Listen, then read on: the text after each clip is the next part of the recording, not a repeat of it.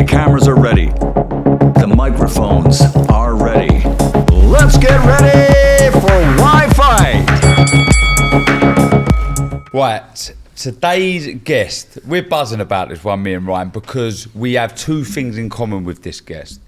Boxing and Repton Boxing Club. And good look. And good looks. And Charm, good what about charm? Charm. No, we're down there. Yeah, I'm letting the side down on those other two. Yeah. Mr. Ray Winstone, thank you very much for coming down, mate. Absolute Appreciate it. pleasure. The only, you are a hero of ours. The only issue is that hat and your football team. Well, the only reason I'm wearing the hat is because I didn't comb my hair this morning. It was too cold to have a shower, so I had a little scrub up. Any chance to wear the hammers? That's what I think it is. I'm proud of these boys. What can I say? I actually nearly I did box my last two fights at West Ham Boxing Club. Oh, that's sacrilege. Yeah, I know. Oh. Yeah. I'd retired from boxing around the age of about 22, and I missed it.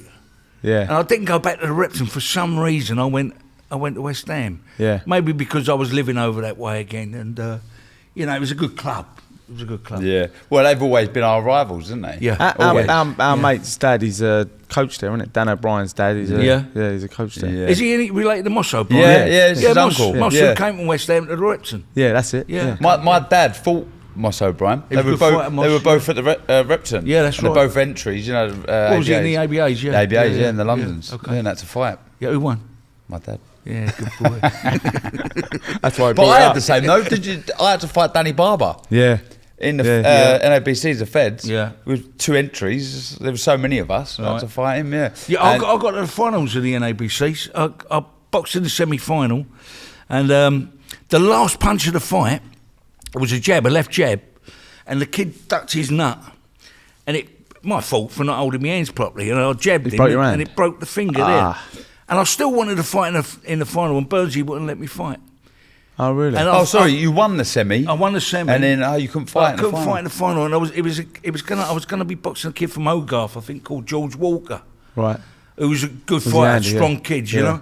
And I think Bernsey was a little bit like that about me fighting him, especially with a broken. That was my jab. My jab was my punch, It leads on to everything. Yeah. So he stopped me from fighting in the final. Yeah. I wanted to ask you actually, like, obviously Bernsey, we were very close to Bernsey, and I wondered how close you were. Like, did he coach you a lot? Like, was he in your corner a lot? You know, Bernsey was a big influence, not just through the boxing, but I think for the rest of our lives. Really.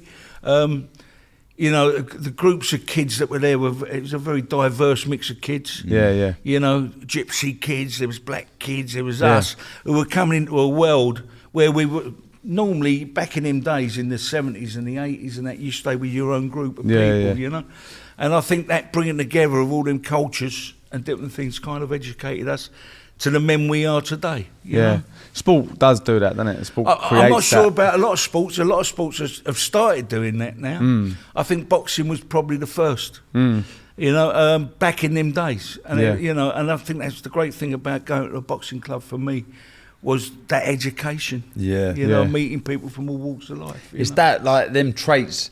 I was very lucky to have been brought up in a good family that teach me all of these morals. But boxing, if you don't have that upbringing, like respect, controlled aggression, discipline, boxing teaches you that. And I think that's instantly what you get, why you're all brothers in that boxing club, is because when you get in there and it's blood, sweat and tears, you can't help but respect the man in front of you, and race, colour, all of that goes out of the window. You are one. And it doesn't even matter about you being a good boxer or not. I mean, when you're at a club like the Repton, I'm sure many other clubs were the same, was you'd be training alongside a world champion. Yeah. And you're a novice. Yeah. Or you're just a kid who wants to go to a boxing club to look after himself when he goes to school. Yeah. And that thing of being able to smell when there's going to be something ain't quite right. It's that kind of, you get this vibe about yourself that you can avoid something if you really want to avoid it. Yeah. You learn that in boxing.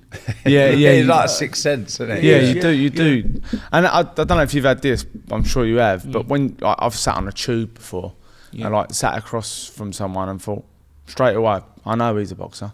Yeah, you can sense that. It's the way someone walks as well. Yeah, the way they walk, the way they sit, the way they hold themselves, you can just spot it. And you know what? There's a gentleman thing about them.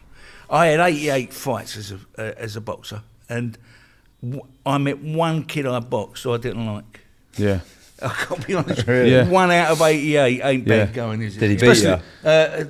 No, he didn't. He didn't beat me. It was a close fight. He was rough and he nutted me and bit me and everything like that, you know.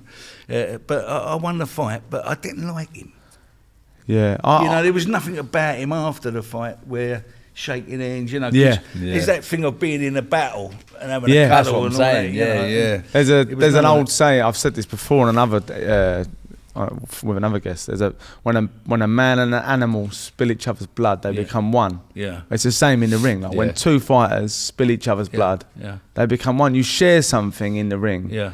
Like people that have beat me or I've beat, like, you become not so much friends. Like it's not like I go just a out and bond, see no, them, no, but yeah. It's a respect. if you ever see them, respect. you go up and you speak to them. Do you know what I mean? It's like there's something you shared. You are both willing to go out on the shield, and you respect someone who's.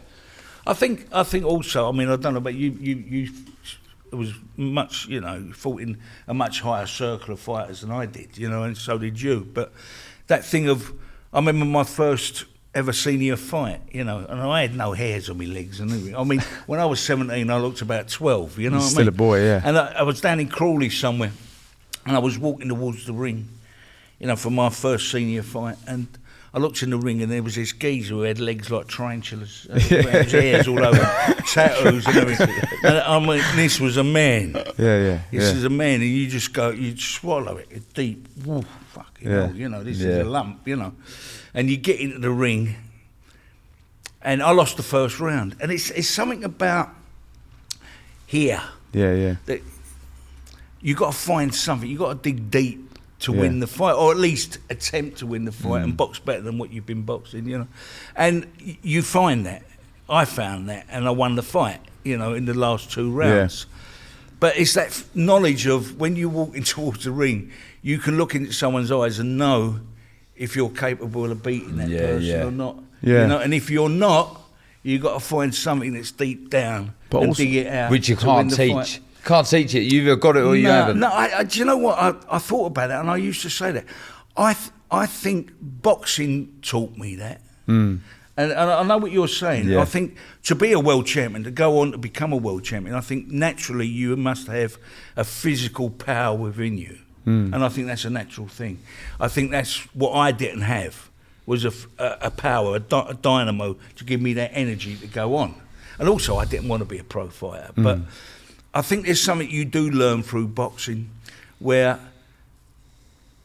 you watch other fighters and you listen to what Tony Burns or you know one of the other trainers would say to you. But you'd learn that and you'd want to be respected from the other boys. So you kind of dig deep to find that. And I think that can be taught.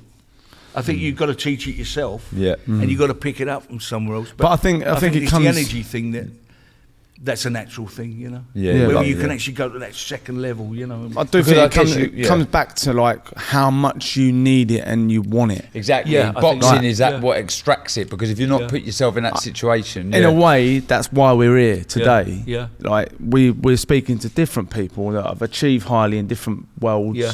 You know, different disciplines. Yeah. And people may look at Ray Winstone and go, "Oh, he's had a touch. He's sort of, he looks a certain way. He's got them roles." But in looking at your career over the last few days, like it's been a proper graft, proper slog, and there must have been something in you, like there was in Darren, to become a world champion, to reach the top of your field. Like you wouldn't take no for an answer. Simple as that. And I think that came from boxing. Because when I was at college, I was at drama school, and I remember, I'll give you an instance. It's like a boxing match in a way.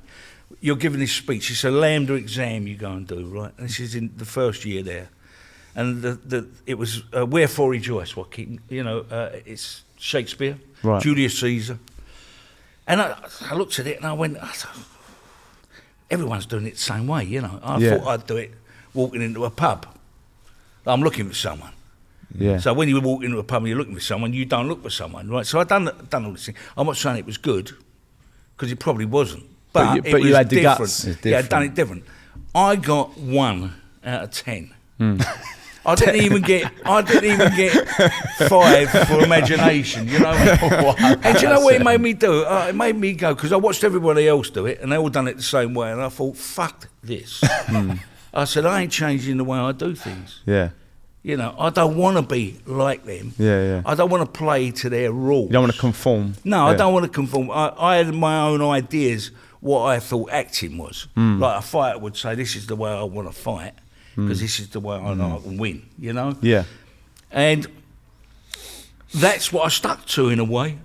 You know, they tried to change me at drama school to make me into something else. And I guess I was a bit of an inverted snob in a way. Because, do you know what I mean? Because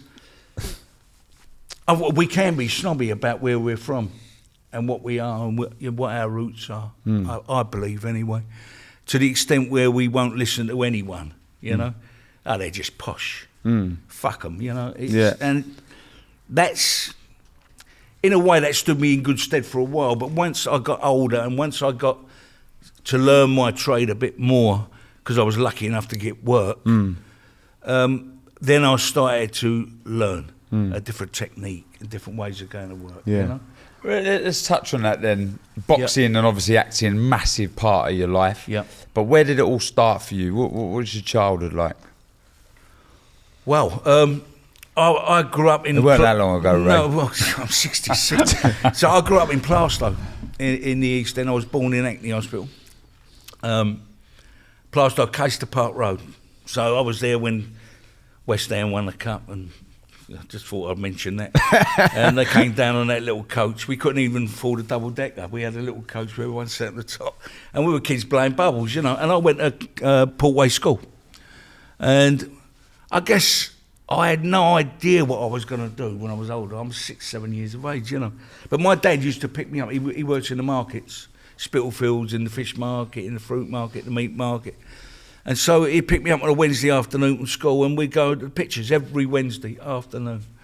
And I just fell in love with the cinema.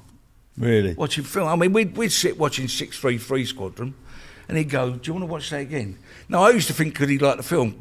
It weren't. It's because he was up at 2 o'clock in the morning at markets and he never sleep. But I watched the film twice, you know. And so we see with him Lawrence of Arabia, you know, Zulu, and all that. So I kind of fell in love. Zulu, with was that Michael Caine? Yeah. But you never thought, I'm a kid out of Plaistow, you know, I'm never going to be an actor. No, actors are different people, they're something else. But it's planted a seed. Yeah. When you look back, there was a little seed. I fell in love with the cinema. Yeah. And then we moved out to North London because Dad had a fruit shop out there. And I went to school. Enfield, wasn't it? Yeah. And I kind of fell in love with this little girl who was at school. And she was in the school play. So I went into the school play, like to be close to her. I didn't even know why, you know what I mean? And and I'd done this play, and it was called Emmy and the Detectives, and I kept getting clapped. And I think my mum and dad thought, that's a way out. That's something for him. Keep him off the streets, keep him out of trouble. Yeah. And I'd already been boxing at this time. I started boxing. How old were you when you moved to Enfield? I think about 10, 11. Yeah. I might have been younger, I'm not sure now. But, and then that kind of went on, and they actually paid for me to go to drama school. Wow, yeah. Which was, I think, about 900 quid a term then. And that was a lot of money. Yeah. And I lasted a year before I got expelled. I got expelled from there. But the day I got expelled, I got the film Scum. I happened to be in the right place at the right time. Was that, sorry to jump forward with that, was that saying, did I read that someone see you walking? Yeah, the director. I got the job on the way I walked down the corridor. Like a fighter. You know, shoulder, boom, boom, boom, boom, boom. Yeah, because you can't fake it, can you? Well, it's just, put a bit more fruit in that bowl. So. Yeah. It's an attitude. It's an attitude, isn't it? I think so. It's kind of like a false confidence. I know when I first started acting, you've done the film like Scum, but you've got to walk into a room with other actors who are like your peers and who are famous actors and things like that, and you go, oh, fucking hell. But you have to, again, like getting in the ring, you take a deep breath and you walk in like you should be there. And it all comes from the gym. Yeah. How do the nerves compare? well, you don't get punched in the face, although you're entitled to sometimes when you're acting. I don't know. At my age now, Would the you say nerves you- are different. And when I was younger, it was that thing of, I want to get it right. I want to get it right. Yeah, You yeah. know, and because you felt you had more to prove, I think, because you wasn't a classically trained actor, maybe. So there were that some you- insecurities there that you Yeah, weren't. absolutely. Yeah. I mean, the snobbery goes on Yeah. and beyond because, you know, you actually don't feel part of something. Not like you did at the Repton, you felt part of a club. But at Repton, you kind of fit the mould, didn't you? Yeah. Like you're a working class Yeah, kid. when East End you boy, fit, yeah, you fit the That's mould. what we do, yeah. Yeah. But I didn't- going into a different world, you don't fit the mould, and then it may not even be reality that you're being snobbed on. But you problem. might be your insecurities that are creating it and seeing it. Absolutely. You've got to remember, these are the people who gave you the first chance. Exactly. You know? Exactly. Yeah. So it's my problem. It's nobody Yeah. else's. You Yeah. know. And so that weighed on me for a number of years because, you know, I just felt all the time that they were all behind your back going, Yeah. you can't fucking. And do you remember anything that clicked that made you get over that? No, made you see it took a while. differently? It took a while. Yeah. I think really when I kind of felt that I was accepted by somebody who I admired was doing Nil by Mouth. Gary Oldman actually wrote Nil by Mouth for me. Yeah. Oh, And did he to really? have Yeah? someone like that, you know, What, he knew you and he wrote a He story. didn't know me. He'd seen my Right. work, Oh, wow. Right. which is much more important for Yeah, me yeah, yeah. than someone in, you know, that good at what he does He's proper, isn't he? Yeah. can actually feel that you could carry a film. I didn't have to carry a film. I mean, there was Kathy Burke, there was Jamie Foreman, there was Mo, Yeah. and Charlie Creed Miles. You know, I didn't carry the film. I don't mean it in that way, but to have a character and a part written for you, especially you, by someone like that, absolutely meant the world to me because it gave you that kind of confident lift. Yeah, that must have been You know? massive. Yeah, it's like Massive. Burnsy putting his Patting arms you, around yeah, you, going, yeah. going, well done, son. Just That didn't about to happen- say that. didn't happen that often, did it? No. If ever. I remember Burns giving me a cuddle once. Yeah. Yeah, and it wasn't a cuddle. It was Yeah. like a. Yeah.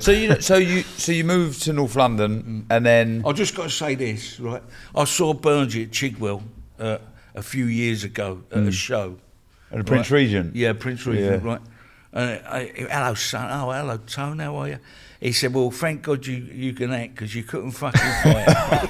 I mean, in a weird way, that's a compliment. You know what I mean? 'Cause you know. So Backhanded compliment. So you moved out then, and so you were still going to the Repton. Yep. So what was you doing? Get the bus, the train? Because it's similar to me. I'm from Well, Barnet. in the I was early getting days, the train. in the early days, my dad would take me. Imitate it, yeah.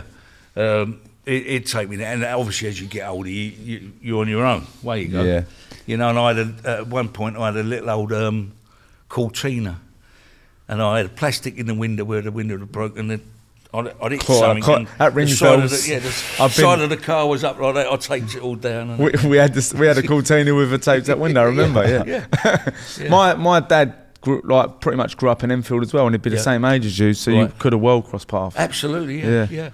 So So when did you went right through the juniors? Yeah. So how old was you when you packed in boxing?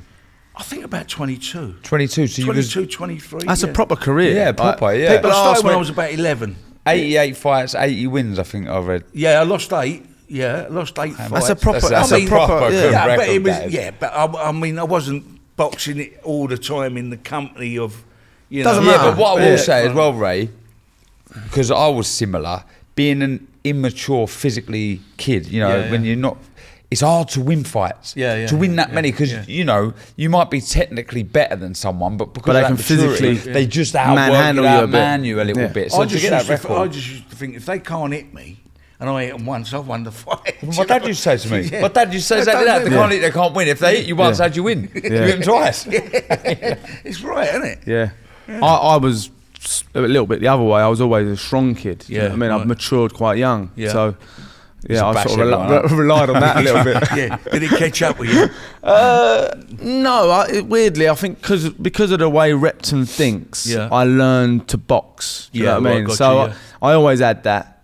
But if I'm honest, getting towards the later part of my career, so when I got into my late teens and early 20s, I think anger started to take over. Right. And I wanted to hurt people. Right. And I didn't really understand it, didn't really know why. Yeah. But I was using it in a different way, and I weren't boxing Right. as I was. When I was like 16, 17, I was boxing using the art. Yeah. But then anger started to get, I wanted to go in and have a fight. And then we all know, you get involved emotionally and you don't box as well. Yeah, that's right. Yeah, that's Why boxing, Ray? How did you get into I that? just think that's what we done. Yeah. Kids from the East End. Did your dad box? Yeah, dad boxed, granddad boxed, and, Well, there you go. You follow suit I in a think way. he was an uncle somewhere who boxed kippers. But it's kind of, from the East End of London, you talk about boxing and birds, don't you? Certain other areas of London, they talk about football. It's all about football, but it's boxing, and I think it goes back probably to being able to look after yourself on the street and all that. Yeah. Because they always say about, you come from a tough area. It's no tougher than anywhere else, really. You know what I mean? But I think boxing was something that our fathers and our grandfathers done, and something that they took away from it. They come away with something, and and I agree with that. My life has been shaped around my time at the Repton, at the gym, and I won't forget that. And it stands me in good stead today. Yeah, it really does. So someone asked me a question in here yesterday. Well, they said to me, your coach would have taught you how to be confident and a good person, right? And I was like, no, I didn't sit me down and say, this is what you're going to be. Yeah. Boxing does that. Yeah, that's you right. get in the ring and you behave like a bully, you get taught a lesson. Do you know what I mean? And if you behave like a spoiled kid, you get laughed at. Do you know what I mean? It's sort of no it irons out all the creases as you go, doesn't it? And you become a respectful. Well, not all boxers. Don't get me wrong, but as a whole, I think.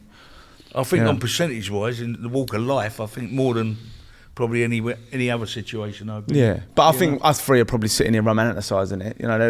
There are bad people in everything. With good do you know reason, what I mean? though, right? Yeah. To be honest with you, because I've met very few boxers that I dislike. Yeah. There's something. There's an honesty about them. If you upset them, you're going to get the other way. But not all fighters are aggressive people. No, they're not horrible, aggressive people. And it's your brother was. I always mention. I always mention Darren's brother Gary as like the epitome of what a boxer should be. Yeah, right. It wasn't about violence or aggression at all. It was an art. Like not like me, not like some of the fellas like Ricky and Gary and people we grew up with. We were toe rags really in some ways, but Gary weren't. But he was a winning machine. Yeah. You know what I mean? And he's using his fists to do it. Yeah. That's all it was. Yeah. Same as a tennis player using a racket. I was around Johnny Whitehorn and Davey Odwell and people like that. Dave Odwell was a great fighter. Graham Mountain, Morris Hope. Johnny they would have all been there, fantastic. They were all absolute gentlemen, And Billy Taylor, Bill was a little fucker. But a heart of gold. They all wanted to put something back in. Yeah. The lot of them, Yeah. So I've more than any other sport or business I've come across. For me, boxers are complete and utter gentlemen. Like from the acting world, you sort of touched on it a little bit.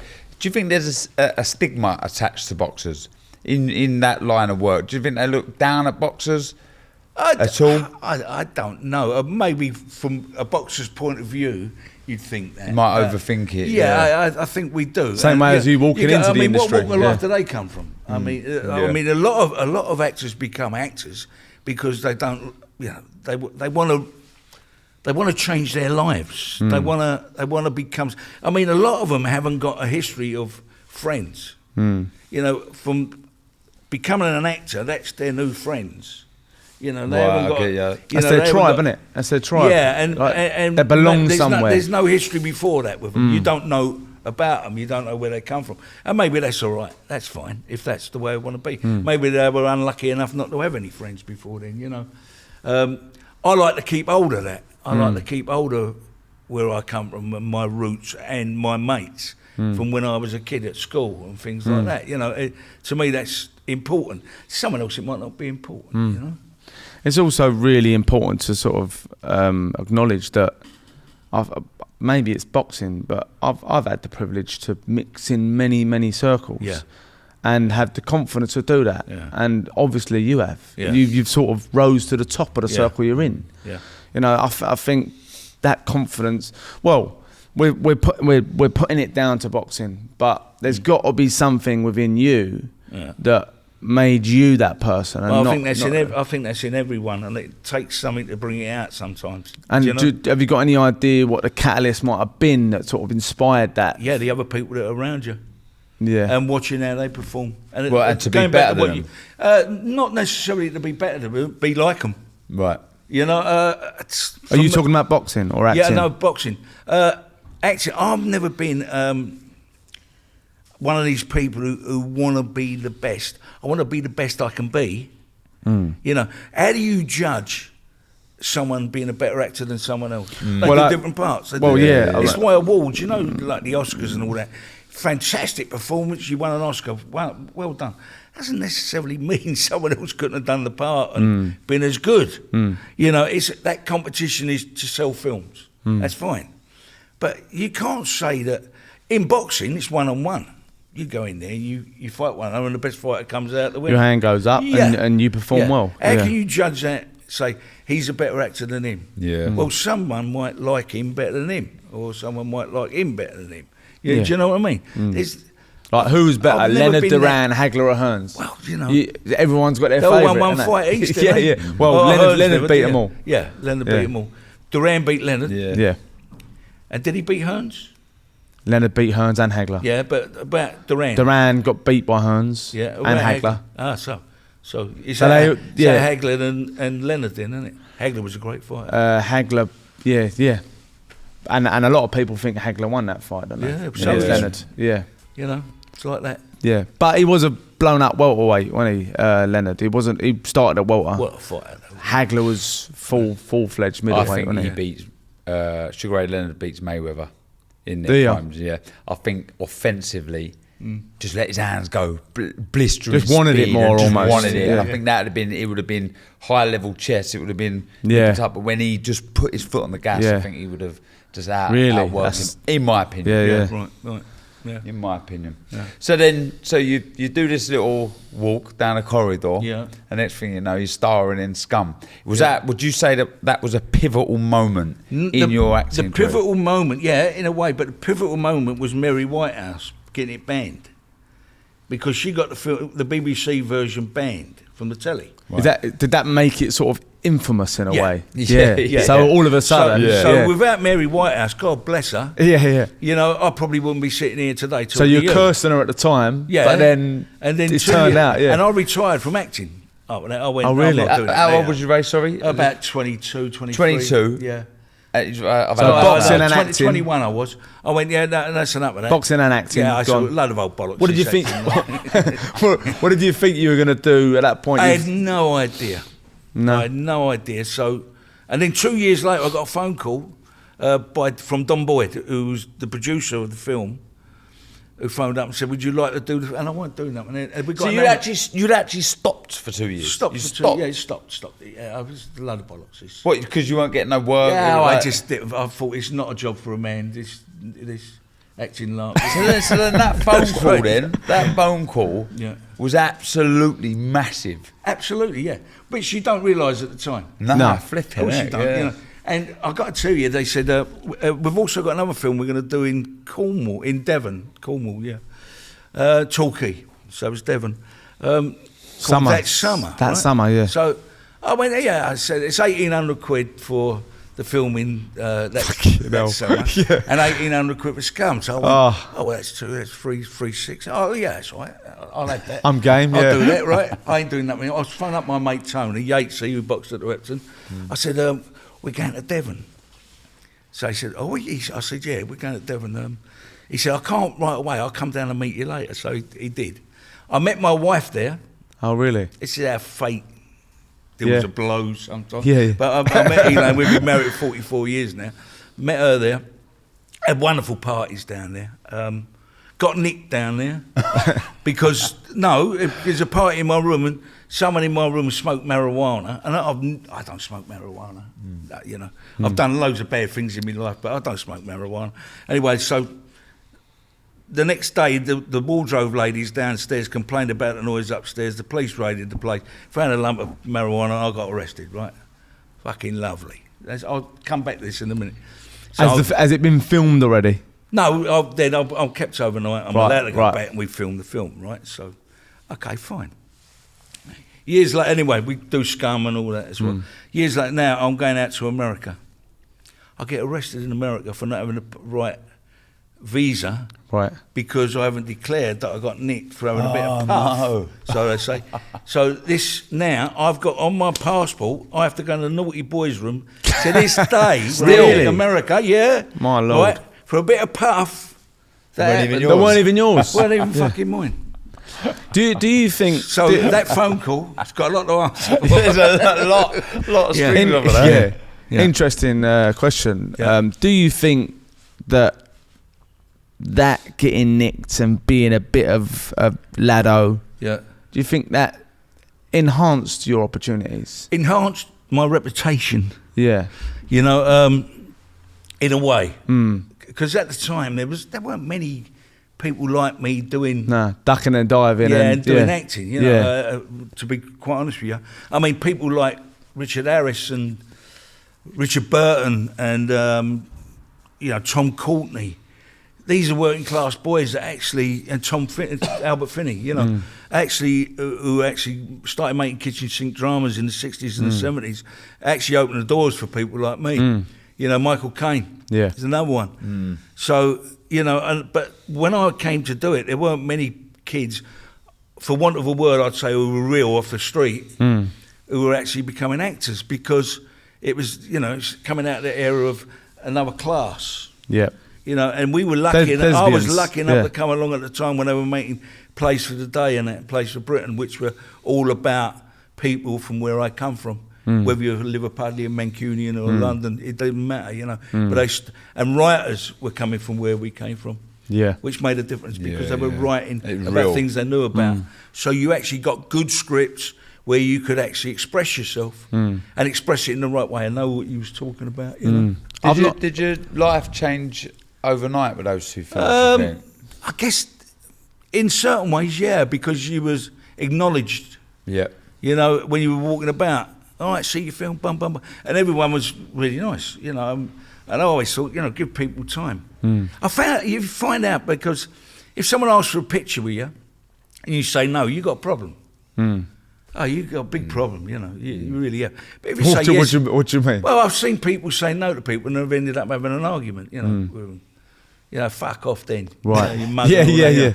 But Yeah. if you say yes, it takes 30 seconds. Yeah. And you give them a cuddle, you say thanks very much. Lovely. No problems. I'd be terrible. I'd be a terrible celebrity. Well, what would you do? I find that behaviour intrusive, and people don't acknowledge where you are in your day and what you're doing. No, that's true. Yeah, You know, but that and is I've true, had it but- with Darren. Like people come up like, "Get a photo," and I think, no, Do you know what it is, though? please. You know when no, people please. are rude like that? It's nerves. It's their nerves. 'Cause Yeah. they're meeting someone who they feel is quite iconic. You know, and they get all nervous. And you got to be aware of that. Yeah. Because unless you get one that's horrible. I mean, I very rarely do get one that's horrible. I just feel Very like rarely. people want to take something from you. Yeah. Do you know? Like, I'm not a celebrity, so I ain't got to worry about it. But I've seen it, and like I said, I've been around some players doing security work and that. The way people approach them, I Yeah, just think, right. come on, have a bit. I'll say it to people. Say please. Yeah. You know what I mean? But Say do please. you know what, though? That's about the way you stand as well. That goes back to the boxing thing. Yeah. If you stand there with your chest out and you look all right, people approach you in a much different manner, I find. Yeah. You know? Yeah. I think, anyway. You know? No, I think you're right. Yeah. Yeah, I think if you're So stand up invited, straight, Roy. Get your chest out. I think if you invite people, if you consciously invite people, then they can feel like they can approach you Yeah. better. But mate, you know, hands up. I'm after this, I'm probably not very everyone's approachable. going to come running up. I see him at the weekend in Dublin, and I asked him for a photo. Ed Sheeran. Oh yeah. And what a lovely fella. nice kid, really isn't he? nice. So Yeah. I told him a story about my 2 nephews, my sister's boys. They couldn't go to sleep unless they played Ed Sheeran. Yeah. Like, they'll go to sleep. I was telling him, he goes, oh, I can have a photo. He goes, I'll take it. And he took the photo. I'm really nice, but there was no one around, and, you know. I'm a bit like that with Ed Sheeran. I'll go to sleep. No, I don't. He's very. We met him at the Brits. Oh, did you? Years ago, and my wife was with me, and she was like his mum. She took him, come over here, and put him. She was guiding him around the place. You know, it's must be 8 years ago now. Yeah. You know, but a nice kid though. Yeah, no, he's bang nice on. kid. Big fan as well. Yeah. Like, he knew what he was Talking about acting as a sort of as an art, as a discipline. Do you see it that way? Like, is it your craft? Oh, absolutely. Yeah. Yeah. I mean, you have to. That's something you learn. Yeah. And that goes back to the discipline of boxing. You know, you soon find out that if you're going to do it properly. Yeah. You know, and do your own work. You know, I mean, I love a drink and I love a night out, and I've always done that. I've slowed down a bit now, obviously, but you know, there's times that I've been out all night and then gone to work. I've done it when we've done Robin and Sherwood. We used to turn up on the set. I remember one day it was Clive's birthday. We played Little John. And we all turned up. It was his birthday, and we were drinking sangria, and we all fell asleep around the campfire. and they actually went, right, end of shoot. Yeah. We're stopping for the day. And that's unforgivable. Yeah. You know, and that was kind of like a party scene. But you learned. But you learned. You know. Yeah. But you have to say, well, I've got to stop that, because you're not going to get any better. You're not going to, and you're letting other people down as well. If you're making a film, you're in a scene with 5 or 6 people. It's about them. Yeah. You know, you can't just turn up and. I mean, I've done it. You know, I have done it. To be I honest, wrote with you, a bunch of people down that sort of Yeah. I'm assuming would have had influence along the way. Yeah.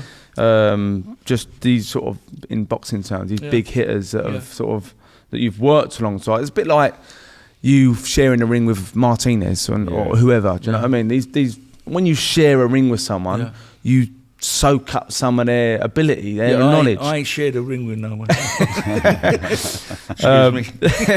You might have to edit that one. But like Ben Kingsley, Anthony Hopkins, Jack Nicholson, Leonardo DiCaprio, Harrison Ford, Martin Sheen, Tilda Swinton, Nicole Kidman, Matt Damon, Mark Wahlberg, Gary Oldman, Robert Carlyle, Martin Scorsese, Steven Spielberg, Philip Seymour Hoffman, Kathy Burke, Jude Law, Renée Zellweger, Angelina Jolie. All these people, all these people that, in boxing terms, you're mixing with proper Legends, faces, Hall of Famers. Yeah. So, proper. like, who amongst those people, or maybe there's people I ain't mentioned. Well, did you Bobby really? Carlyle. Yeah. Great kid, and a big influence in a lot of way of how to conduct yourself on a film set and around people. Pure gentleman and fantastic at what he does. Yeah. You know? Who else was there? I'm trying to think. Ben Kingsley. Ben Kingsley is incredible. Ben. I mean, he turned up and he put in Sexy Beast to do this. No. He was late. Yeah, he was late, and we're waiting for him to come. It was like Jaws turning up in the film, you know. Yeah. And waiting for him to come, Ben. And this guy turns up who just played, who I knew from Gandhi, who's playing now a psychopathic gangster. And, you know, just see the quality and the diversity of a man's craft. Yeah. You know? It's like watching, I guess, Sugar Ray Leonard turn into Rocky Marciano. On the front Do foot. you know what I mean? Whoa. Like, he fought Duran as a fighter, then he fought Duran as a boxer. There You go. see the difference. Yeah. So, you know, the diversity of that. Kathy chameleon. Burke, Kathy It's a Burke was chameleon, great isn't it? because Yeah. Kathy Burke taught me one thing about being a professional.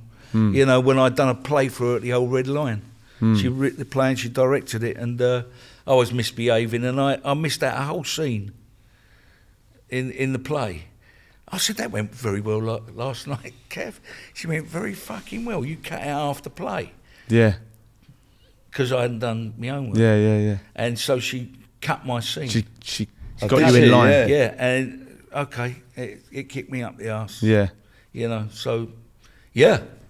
I mean, the influence is sometimes you don't understand. You At know, the time, you don't. get it at the time, but something like that you do. You get, okay. That's because black and she's white. someone you Yeah. respect. Yeah. And for someone you respect to actually kick you up the arse. How about I think you listen a bit How more. about director-wise, like being directed?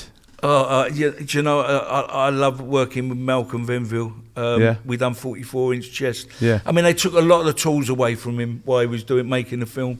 I really enjoyed working For with commercial him. reasons, in a Ian way, McShane, as an actor, to work with is a joy, an absolute joy, you know. I'd done a film with Johnny Harris. We'd done a film called Jawbone about boxing. Yeah. You know, and my Honestly, character's one of the great. best boxing films I've seen. It's a great film, and Johnny was a good fighter, Fitzroy Lodge boy. Yeah. You know, but it just shows you a lot of the talent that comes from boxing, other than just being boxers. You know, people who get the confidence to go out and do the things that they want to do. A lot of other stuff has happened in Johnny's life, but to put it on paper, to get there, he was going to direct it himself. He got a director to come in who was great. And to make this film a story about everything we understand, but also put it into another story about socially what's going on in the areas that he comes from, you know, just over the water, I thought was quite wonderful. Yeah. And to talk about the men that we respect, Yeah. like the Burnses and the Mickey Carneys and all that, you know, Yeah. and put those into characters and show these Because people are. you drew from Tony a bit from for that. Tony and from Mickey Carney. you Yeah. know. Yeah. Because I was lucky enough when we used to go away and fight when I was boxing there.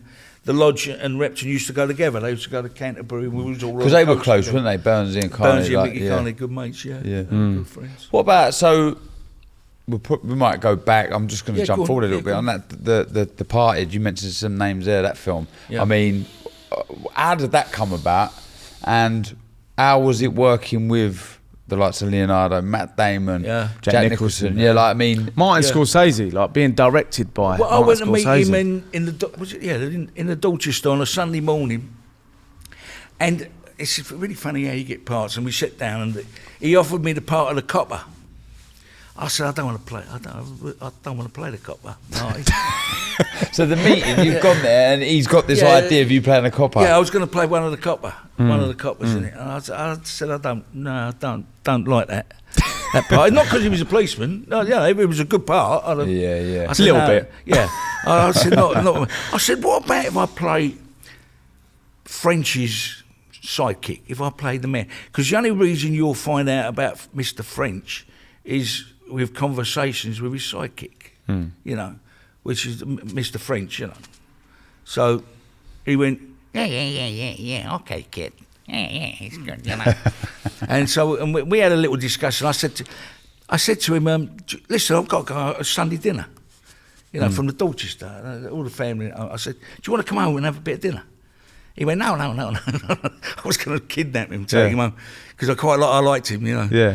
And he said, I like your jacket. I had a leather coat on that I got from Kilgore in Savile Row. A really nice leather coat it was. Like a car coat, you know. He said, you wear that in the film? I went, yeah, all right. So he got the wardrobe as well for nothing, right? So, and that's how we kind of got the part. And Leonardo was a great kid, really talented boy. And What an actor. You know the thing is, he's a good-looking boy.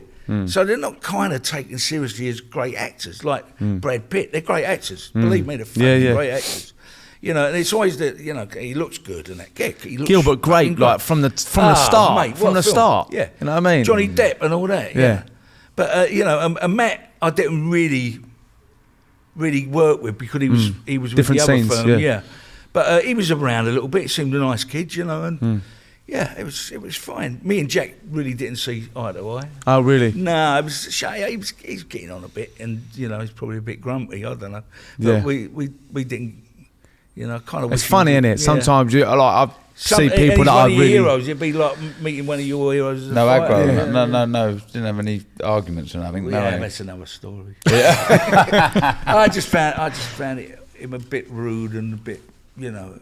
Not your cup of tea. Not my cup of tea. But give him his leeway. He's an old man, you know, and with plenty of problems. Are you not like going back to that meeting in the Dorchester? Like, was you not worried that if you turned down the copper role that you wouldn't be in the film? Was there ever? Yeah, but if you're going to go and do a film of that magnitude, with those people, you want to have a voice in it. You don't.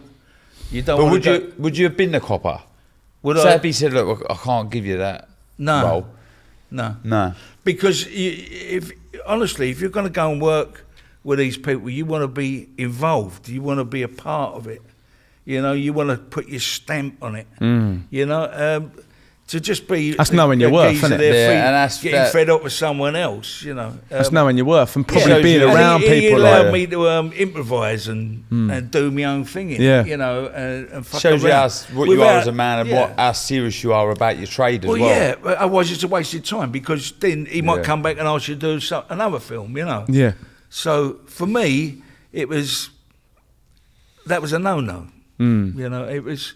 Didn't if I'm feel going right. to go and work with Martin Scorsese, I want to be involved in it. I don't want to be, just the geezer in the corner there, fucking, making up the numbers. And as like a lot of it, English actors get dragged away to do that. Those little things that you must soak up on set, like on a minuscule level. I had the privilege of working with you on a short film, and I remember straight away, like action. We started, and he went, whoa, stop, and he stopped. Ray just stopped the action, and he come over to me. He went, "Look, kid. See that fella there with that big furry microphone? That's his fucking job, to find your voice. You haven't got to give me your voice. Let him find your voice." Like it just like straight away, I was like, so it just calmed me down and brought me in, and I thought, yeah, all right. So I say my words how I want to say them, and it's his job to get it. And it was so valuable. And at the time, I was sort of toying with the idea of wanting to get into acting, but understood now that that's not really what I wanted to do. But at the time, it's so valuable. So you must have picked up so much for these experienced directors. You don't learn something by the time you're 66 when you've been doing something for like 45 years. Then you might as well give up. Yeah, but the privilege of working with these masters of their trade and even these people that are so driven, like you go, like I'm sure the likes of DiCaprio, he's not late to set. Do you know what I mean? They turn up on time because they're proper. Do you know what I mean? You don't get anyone in any field working at the highest level that is lapsy-daisy about it. Yeah, there are some who fall asleep whilst drinking loads of sangria. But he's quite right. What you say, right, is quite right because they're not necessarily good at what they do. They're just fucking lucky to be there. But there are the guys that are genuinely professional who get on with it. I suppose I'm talking about the epitome, the top of the tree, right? When you're talking about a Ronnie O'Sullivan or you're talking about a Michael Jordan or a Muhammad Ali, like it's not talent. It is talent, but it's what they've put into it at the same time. You can have all the talent in the world if you don't work at it and keep it there. You ain't nurturing it. Eventually, it's going to catch up with you. Exactly. Yeah. I know you said it's hard to sort of gauge who is a better actor, but who do you think the greatest actor is? Could you pick one? Well, of all time. Yeah. De Niro, Pacino. I mean, a cinema actor. I've got to say. De Niro. I love De Niro, but that's just me. Yeah. I love it. For The Raging Bull, what a fucking film, classic. And A Taxi Driver and all that, and then the King of Comedy, going from that into a comedy. He does Meet the Fuckers, doesn't he? Yeah. I mean, he's a funny guy. He's a funny guy. But I like him. But then again, I love Burton. I love Richard Burton, who's not necessarily a cinematic actor. He's a theatrical, but what a voice. And I love watching him. And Albert Finney. I love British actors, actually. Albert Finney, that was a film that you put down as an inspirer for you. And Saturday Night, Sunday Morning, I mean, that kind of changed cinema and what they were making. That kind of film, Look Back in Anger, John Osborne wrote. But then you had all these kind of films like Sporting Life, and, Richard Harris and The Loneliness of the Long Distance Runner, Tom Courtenay. So these kind of films changed cinema as we were making them. Before that, people were going, "God, blimey, governor!" And it was like duffing your cap and all that. And then people started. The way they were shot, it was beautiful. Making films about us, but 9 times out of 10 being written by people who understood us or came from us, you know, with actors who actually come from working class backgrounds, you know, who'd educated themselves. Yeah. In really watching Scum a few days ago, just because I knew you were coming on, I just watched, you know, I was watching Scum and the film version, because I've never seen the other one. The BBC one's better. Yeah, I heard you say that, and I've tried to find it, but I still can't find it. Better? Because we're younger. Yeah. And we're more vulnerable. Because you were like 17, I was. No, but in the next one. Oh, I was You're talking about 10 years later, 20, 21, yeah. Oh, 5 years later. Yeah. Yeah, but in watching it, I've sort of really appreciated how well it was made, how well it was shot. It wasn't just a load of kids, sort of dead end kids, and sort of it wasn't just a story. Yeah. The way it was shot. I watched the film. You see the man who directed it, Alan Clark. He's the Tony Burns of the film game. Really? He taught us about film as much as he could. Yeah. But the way he talked us and nurtured us, the way he would actually get one kid to one side, talk to him in a different way to another kid, and liven you up when you needed livening up, like Burns. Get the best out of you. Yeah. Get the best out of you. But also gave his time to actually tell us why it was being done like that, and what the camera actually does, because none of us had actually worked with a fucking camera before. Yeah, yeah. You know, and so, you know, we was really in his hands, and he manipulated us, you know, to get the effect that he wanted, but at the same time he taught us, and that's the game we're in, you know. What come more natural to you, do you think, boxing or acting?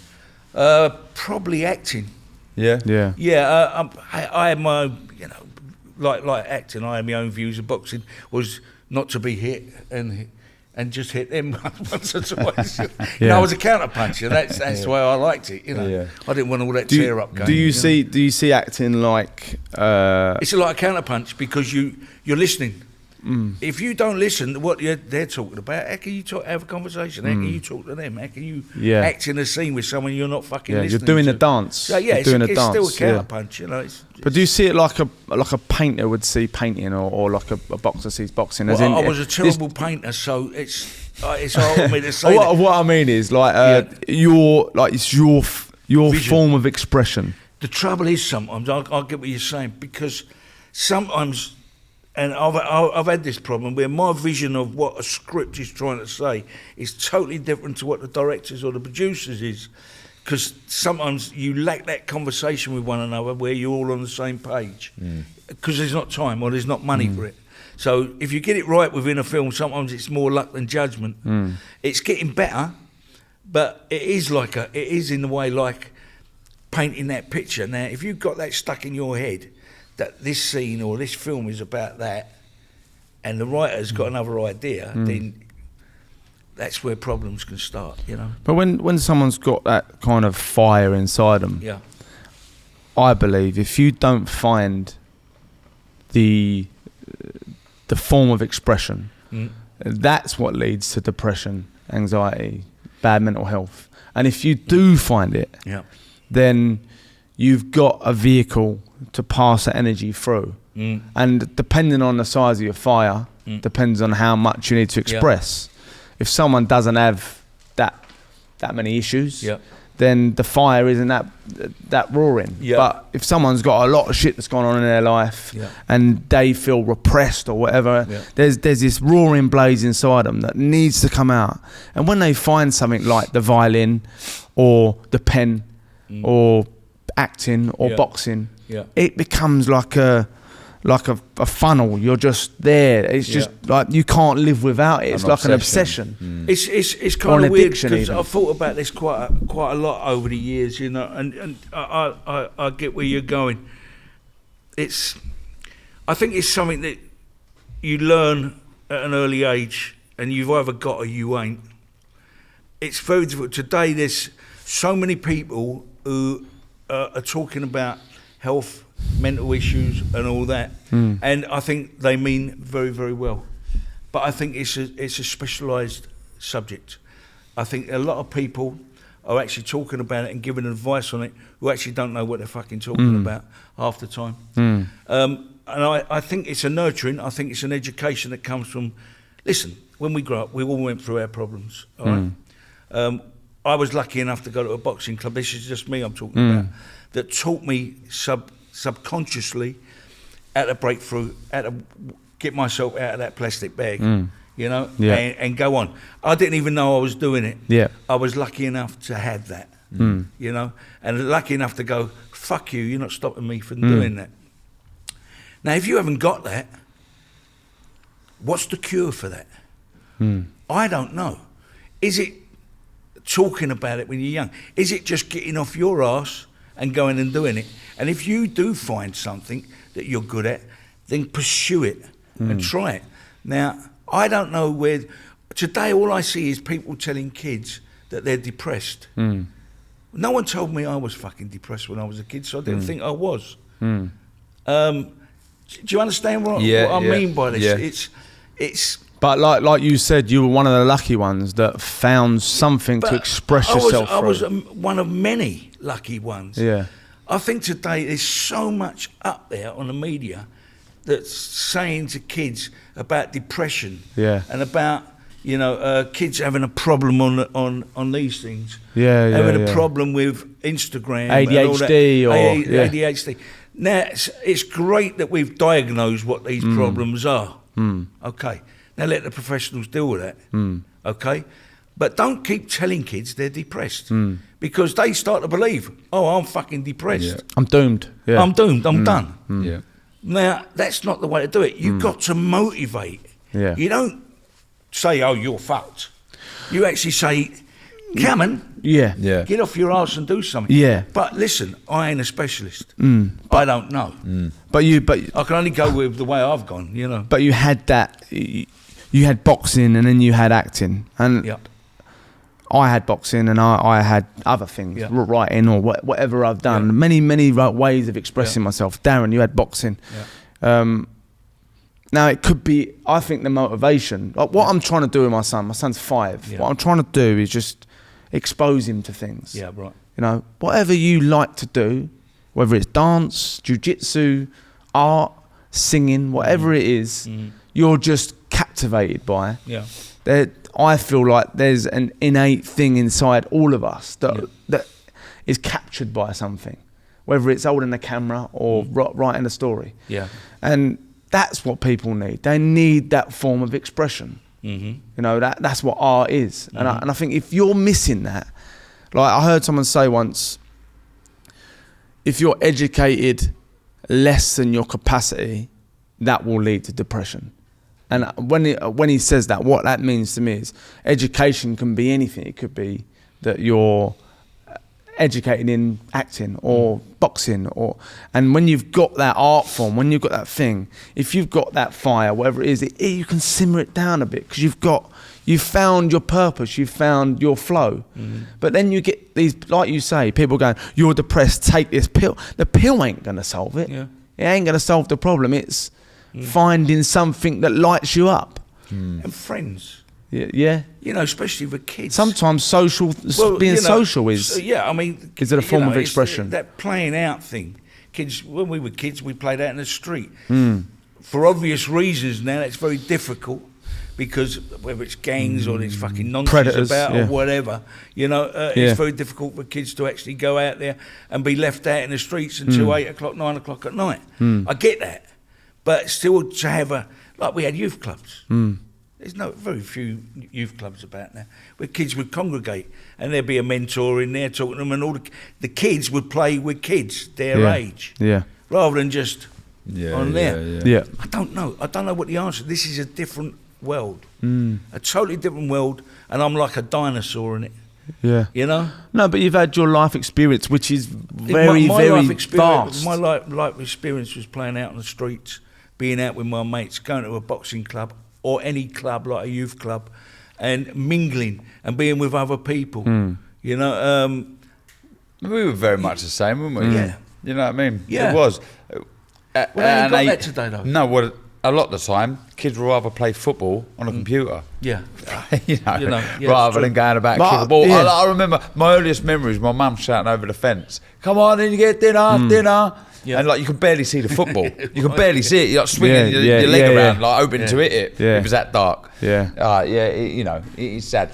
I know you were going to say otherwise, but you did excel as a boxer. You don't have 88 fights, like Ryan said, win 80, win a national title. Okay. No, you National excelled. finalists. You excelled, and you've excelled in acting. You boxed for England as well?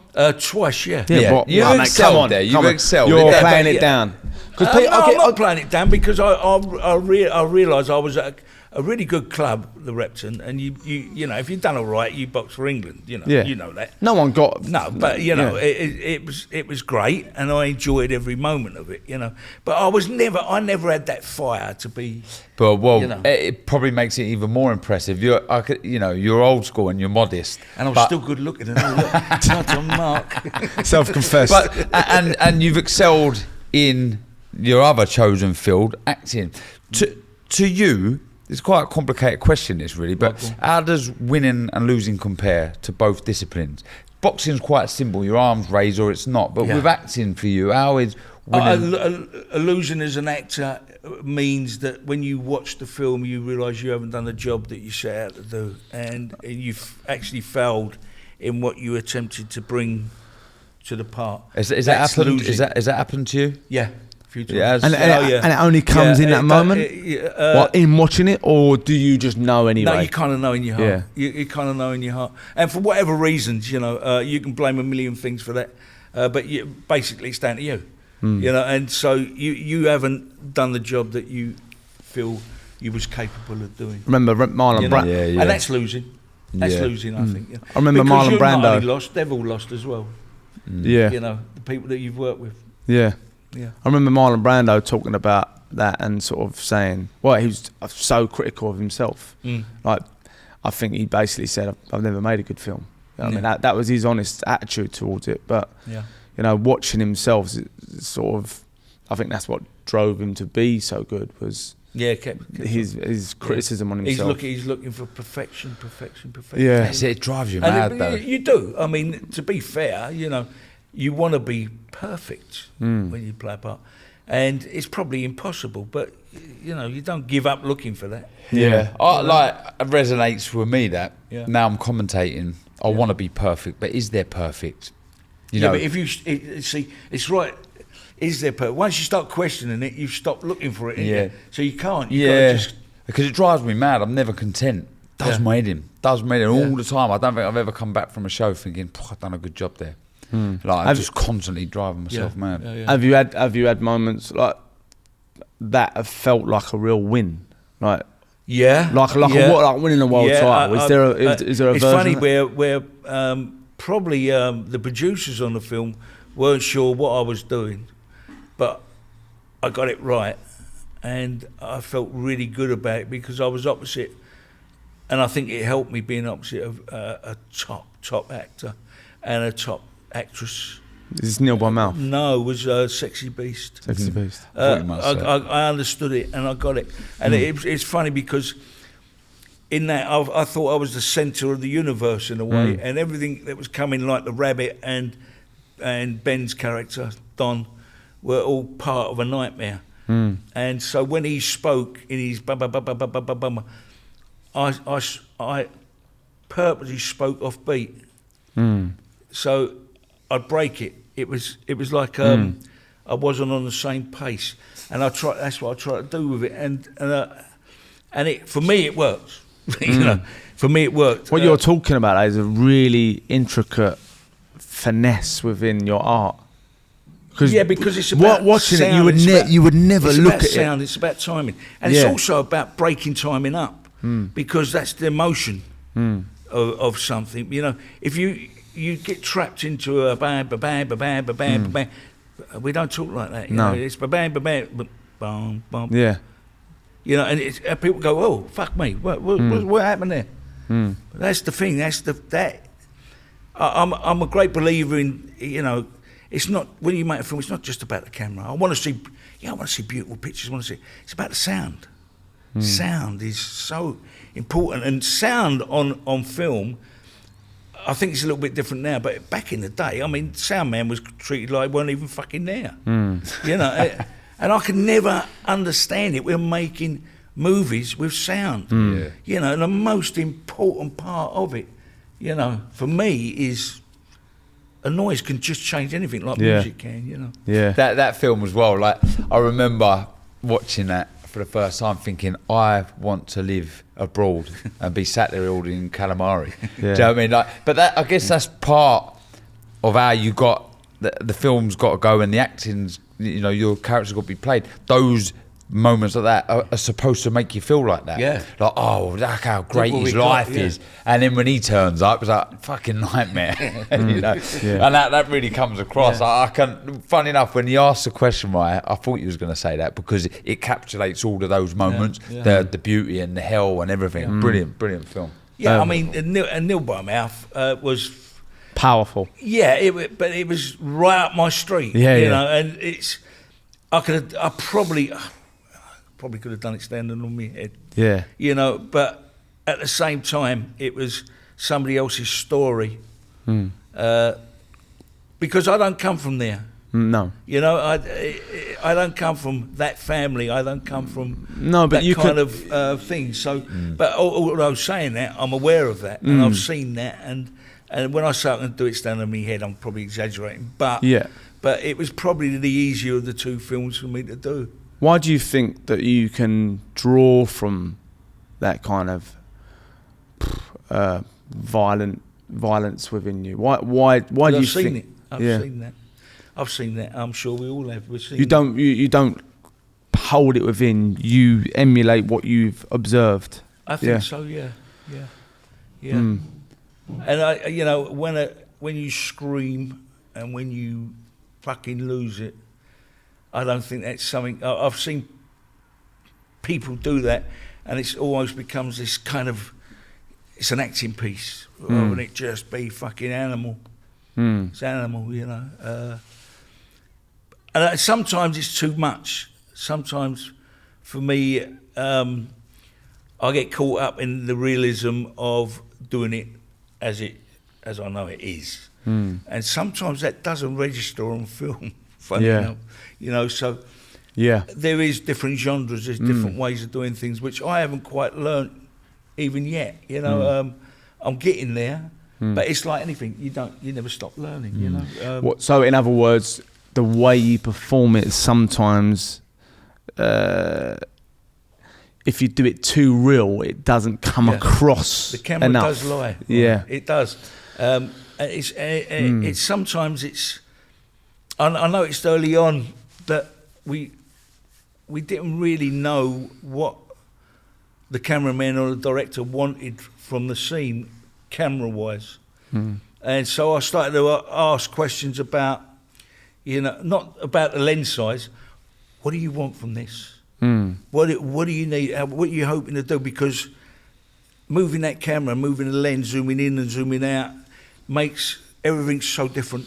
You know, in performance and everything. But very rarely in the early days, it was great. I worked with Seamus McGarvey, and when we done Warzone, and Seamus was great for actually dark film. Yeah, but he'd explain to you what he was doing with the lens and what he was doing, and we had a good rapport about that, and I learnt a lot from Seamus. But it's very rarely, you know, because a cameraman probably doesn't want to impose on you because you think you know it all, and you fucking don't. And the director's got too many other things to do, think about. But I think it's a very important part of making a movie, you know. So I will try and get that kind of conversation going. So you're wanting to learn all the time. Yeah, and I want to willing to learn. I want to know what the fucking scene's about. You want to be coached. Yeah. I mean, basically, Yeah. So your life now, you got a fantastic life, darting back and forth. Well, from what my life social media. He's seen it on Instagram. I just eat all the time. I was going to say, other than being a West Ham fan, your life's wonderful. All right, So how's it work for you now? Do you wait for the phone to ring, or you know, as far as acting is concerned, or will you go to auditions? You try and instigate work for yourself. I mean, at the moment we're having something written for a Netflix series, you know, about London. Yeah. We're in the process of getting that all together. The strike stopped us because writers had to stop writing and things like that. So you kind of instigate. That's another step into a different genre for me, you know. doing that, and you know, and work seems to come along from the last job you probably done. I've done a film called Damsel for Netflix. I see the trailer last night. With little Millie, who's a good kid, you know. It's a bit of feels like nightmarish. It's kind of a fantasy kind of movie, you know, of an old fairy story. Yeah. You know, a Portuguese director, lovely guy, really good director, and it was just fun. Angela Bassett plays my wife, right? So you know, fantastic. She is. So you know, like, say for a boxer, I can only sort of relate to a boxer. Say later on in my career, I'll be if I can get 4 fights in a year. Yeah. You know, I've done well. Yeah. Do you have a number? How many films you'd want to do in a year? Depends how much the tax man wants. It does, doesn't it? I mean, you get to, you know what happens is you're really happy making, you know, indie films, little indie films, and they're fine, and you can live on that. You live on that. You live on how much money do you really want to earn? You know what I mean? And then all of a sudden, a film comes along from Hollywood, and you go, "Fucking hell, I'll have a bit of that," and it's for Keiko money. You know, you go, "Oh, sweet." Yeah. Then you come back, you think, "Oh, I go back doing me little indie films," and then you get a tax bill because you've gone up.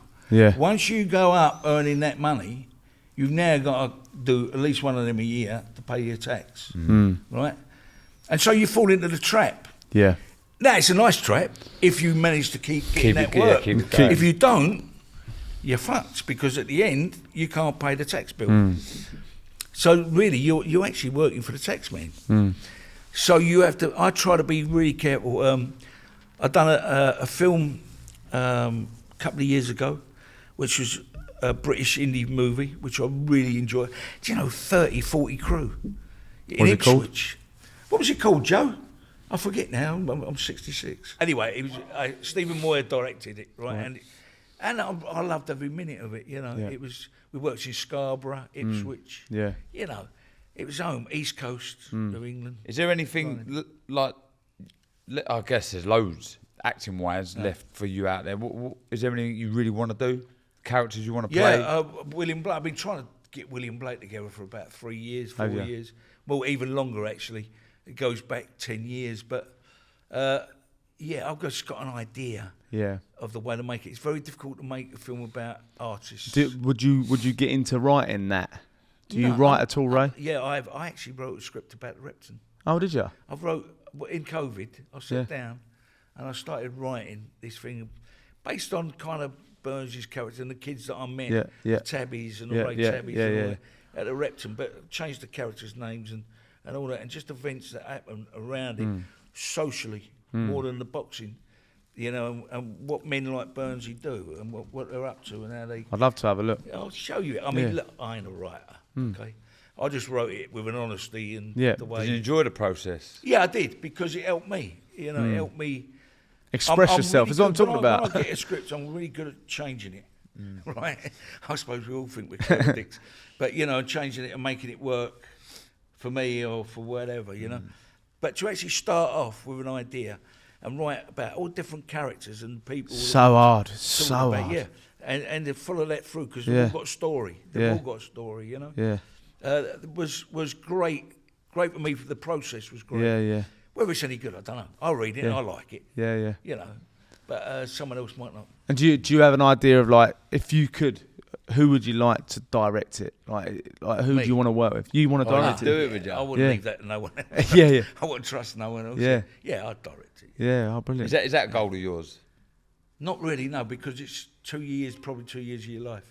Yeah. There's 2 years of your life you can't afford to do. Directors don't get paid the money. This is the cruelty of it all. You know, the most important man with the band thing after the writer who does that, who directs it, you know, he's got post, he's got the filming, and then he's got the editing to do. It's 2 years of his life. Yeah. He ain't earning no money in that time. No. You know. And you, as I said, you get yourself in but a it's stage it's quality of your life. Like what's it giving you? If you can afford to do it. Yeah. You know, I mean, Gary found that when he done Nil by Mouth, because it took a little bit longer, and he was out of the game for 2-3 years. He wanted to direct again, but he said, I just can't afford to. Yeah. And that's tragic. Yeah. Because he's quality, you know. Yeah. I remember watching Heart of Darkness, a documentary of the making of Apocalypse Now. Yeah. You see how hard it is to make a film. Like what they went through was hell. Absolutely. You know. Yeah. But it turned out a masterpiece. Absolutely, yeah. No pain, no gain. Yeah, exactly. No guts, no glory. How would you? Again, some people cringe a little bit when we mention this word. Yeah. But how would you like to be remembered? Your legacy.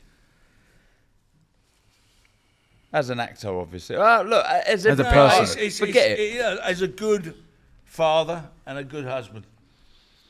Most centre around family, didn't they? I think. Listen, the only reason I go to work as much as I do is for family. You do that for the quality of life that your family's going to have. Yeah. You know, I mean, if it was left to me, if I was on my own, I wouldn't fucking go and work like I'm.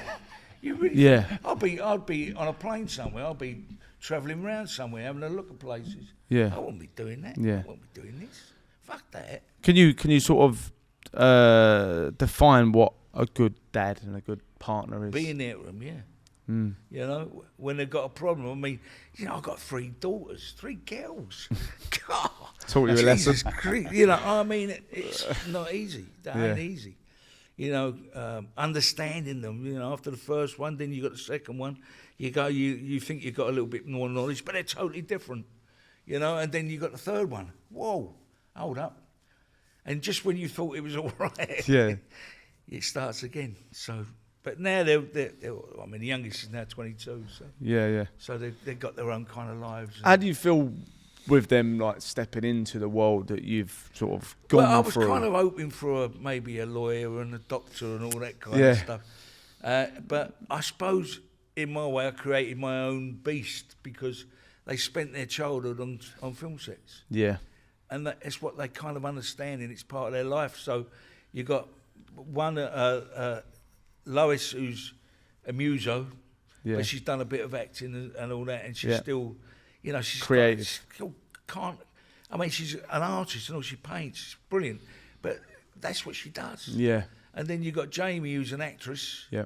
That's what I do, Dad. Yeah. So I said, but do you have to? She said, that's what I do, and she's fucking good. You know. And then you got the little one who was going to be a painter, and she went to school and she studied loads of different things, and just one day she said, Dad, I really want to be an actress. Oh, really? Yeah. So she's just applied to RADA. Right. And she goes to a little college in Ealing now. And she's done a couple of little things. It's mad, isn't it? Like, we've had it so many times. How often you follow in the footsteps? Because that's what they've seen all their life. Yeah, and how about if one of them wanted to box? Well, they actually the all 3 of them have been to a boxing club. Have they really? Yeah. Yeah, they went to Waddesdon. You know, yeah. You know, because my nephew or my niece from my wife's side, he runs it there, right, Alex. Right. So he runs the club. So all the kids and the grandson, he's been there as well. They've been down there and had a little taste. Quality. So they like it. That's blind. So you've got to learn the box, yeah. And we got a punch bag in the garage. Oh, have you? So they go in and iron that out a bit. Yeah, and the older 2 they got a dig on them and all. Yeah. Do you have while you were growing in your career, did you have fears then? And as that transformed, have you got different fears now? Like is there anything you're really trying to prevent from? When I started, I didn't have any fears because I never thought I was actually going to be an actor. I never thought I was ever going to do anything with it. It was just a bit of a laugh, wasn't it? Really? That's why I stopped doing it after Scum. Because I just thought, this ain't really for me. It's a giggle, isn't it? That's what it is. And that's why I stopped doing it. And then when we went and made the film again, I made that. Then I went to America and made a film called... after that, with the Sex Pistols and the Clash, we made a film called, what was it called? Up in Smoke. It was called Ladies and Gentlemen, The Fabulous Stains, right? With Diana Lane and Laura Dern, when they were young girls, and the Sex Pistols, the Clash. We had the Ramones around us and all that. So that was kind of a different world, going all punk rockers and all that. Yeah. And I played a singer. But that was a bit wild, wasn't it? Yeah, I came back. The film got banned. Another film got banned. Really? Yeah. That got so I can't find that now, even. No, you might be able. I've actually got a video of it. I found it in the shop somewhere, but it didn't get banned. What happened was Paramount made 6 films that year, and 2 or 3 of the films were major successes. And tax-wise, they couldn't release the other 3 because if they had 6 successes, the tax would have been enormous. Wow. So they didn't put them out. They blocked it. Yeah, that's the story I heard. Whether Yeah, it's true or not, yeah. I don't know. Anyway, so I made that, came back, no work. No, it didn't work. I actually didn't crack it till nil by mouth. And I was around about, 30, 38 then? Really? Yeah, Really? No, I would have been 40 years of age. So Really? all that stuff you're talking about, Yeah. pressure and depression and all that. You'd been through you know, bankruptcy and all sorts Yeah, by then, I've hadn't done you? all that, yeah. Done But all that, by yeah. then, Yeah, yeah. twice. Done Yeah. That was all right. Fucking hell, yeah, man. go ahead, that all right. That's what I said at the start. Yeah. Like, people think that, Ray, he had the accent, he had the walk, he got the opportunity. Yeah, but I'm the sure graft, I'm mate. sure I was depressed at times, but no one told me I was depressed. Yeah, yeah. And so it's just part of life, and you soldier on. You know, you get on with it, Yeah. and you go and do what you have to do to make things work. You know. And you didn't quit, so you pushed on. No. I thought it was probably over, Yeah. but you're still there. And what I'd done, I reinvented it with my agent Michael Wiggs, and so we started again. We went back to theatre in pubs, the old Yeah. Red Lion, King's Head in Islington. So kind of learning the trade, Yeah. you know, learning Yeah. from theatre. Went to the Royal Court upstairs. At what age was this? This would have been 40s going, Right. about 30, So you 36s, 35, 36 going through. back to the drawing board in Yeah, a back way. to the drawing board, went to the Royal Court and then went to National Theatre, done Dealer's Choice there. But while I was at the Royal Court, that's when Gary delivered the script to me. Right. And we met on the steps outside, we sat on the steps. Wow. Yeah. So that was the kind of, I thought, well, if I'm going to do this and have a go at it, I've got to, you know, Do it along properly. with my agent as well, who's been Michael Wiggs, is, you know, we understand one another when we talk. We're more like mates. But I had to really go and learn the discipline of theatre, because it is a discipline. That's where you learn your discipline. Yeah. really, and actually learn my trade, Yeah. you know. And I did with people like Ian Rickson at the Royal Court, you know. That's what I suppose I'm trying to get into is Yeah. just like, I suppose giving credit for the fact that you are an artist in your field. Like, you really are. You've done the graft.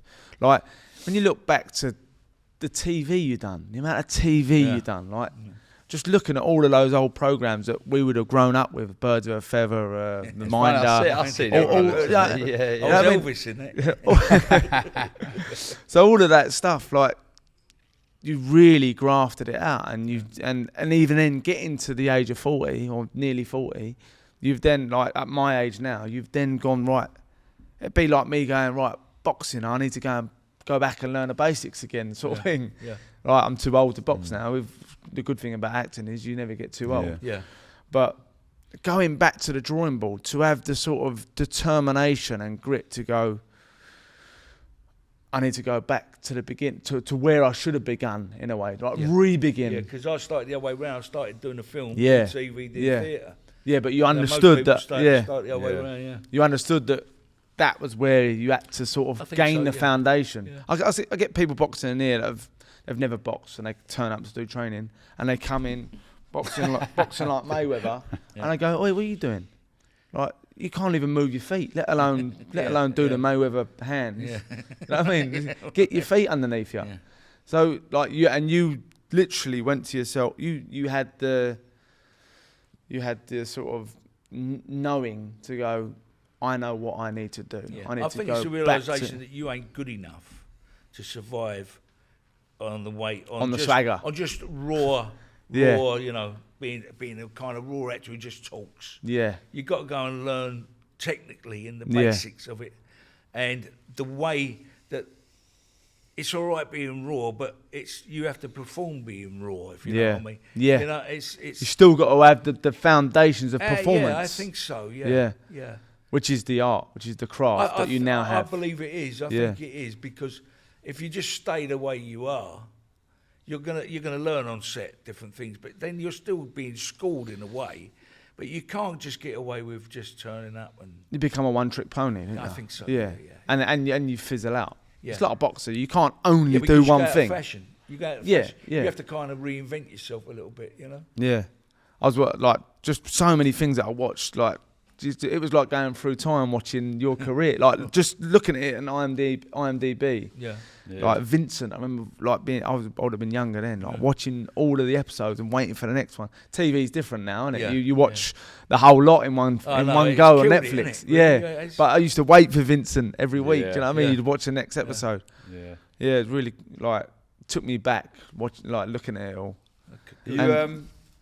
You proud of yourself, Ray, when you look back? Yeah, I think so. Yeah. I mean, you know, a little kid out of a plasto, I ain't done bad. You know, I ain't done bad because I had no schooling in it as such. Yeah. In a trade, you know, that I've not so much excelled in, but I've been successful in. I think you got to be proud of that. Yeah, I am proud of that. Yeah. Should be, mate. Yeah. Any regrets? Sorry, Ray. No, not regrets, because if things had happened that way, it might not have happened another way. That's turning fate left or is right. Fate, yeah, fate is fate, you know. And if you're all right where you are, then why regret it? You know, it's fine. It's absolute fine. Yeah, I can't think of anything that in my work. I regret. No. Yeah. I wish I'd have been better in some things, but you know, they're done. That's history. It's done. Yeah. You know? You can't dwell on that. It's happened. Yeah. Yeah. Goodbye. Yeah. On reflection, just for a young you, like someone out there that's listening, what would you say is a key thing that you would give them to, like in a conversation? Like what should they do? Be honest to yourself. Yeah. Be honest to yourself and be able to stand back and take a look at yourself and say, you know, that's fine. I'm all right. It's interesting you say that, you know, because you grew up at Burnsy, we did. Yeah. There's a saying I've got up on the thing there. It's basically Burnsy said, "I'm only interested in people that want to learn from things and get on in life, and I'll give them some encouragement." Yeah. That was it. Yeah. Like, and that's it. Like you got if you want to listen. You know, it's a tricky old thing, life. You know. I think we complicate it sometimes. Definitely. I definitely do. It's easy for someone like me to say, I guess, because mine's up to now has turned out all right. But, you know, sometimes it ain't as complicated as you think. 100% agree. My granddad used to always say to me, it's a game, life. You just want to get around the game and have as much fun as you can. Absolutely, enjoy it. You know, enjoy that game. Yeah. Let me tell you now, you know, being skinned, being kicked in the nuts, or whatever. Tomorrow's another day. You know, just take a deep breath, get up, and fight on. Left hand. Yeah. Jab, and move. That comes to sort of the final question: is while we're here, like, why fight? So obviously, in your career now, you're not fighting, but you are in a sense, and you have. In what you're just saying there, we take it all too seriously. We complicate it, and I've got this thing inside me. Why am I not satisfied with just tending the flowers in the garden, just appreciating the rain and the sun, But I'm not. I'm every day. I get up and I want this day to be more progressive, more productive than the last one. But for you, what would you say? Why fight? Why bother? Why put yourself through it? I think when you stop fighting, you die. Basically, I think when you get to, especially when you get to a certain I was waiting age, for that. I've known so many people who retire, who stop doing the things that they love doing because they get to a certain age and they don't necessarily want to, and within 2 or 3 years they're not the person they were. I'm not saying they die, but they become stop living. Old. Yeah, they stop kind of living, and for me it's, you know, you every day, whether you're working or not, it doesn't matter, but you gotta strive to learn something else. Yeah, I mean, you wrote a script. Who knows what will come of it? But you got something out of it, gave you purpose. Probably go straight on the fire. But you know, it doesn't matter. I've done it for me. Yeah. You know, and it's just trying something. Try something new. Yeah. It doesn't hurt. Yeah. You know, if it's shit, so what? You've done it. Yeah. There's plenty of people who ain't going to bother trying to do it. Yeah. And you never know. You never know. You might invent something. Blinding, Ray. Thank you Ray, very much. thank you very much. Really appreciate Oh, your time, bless you, mate. boys. Thank you so much. No, it was great. I want to go and burn your hat Great. now.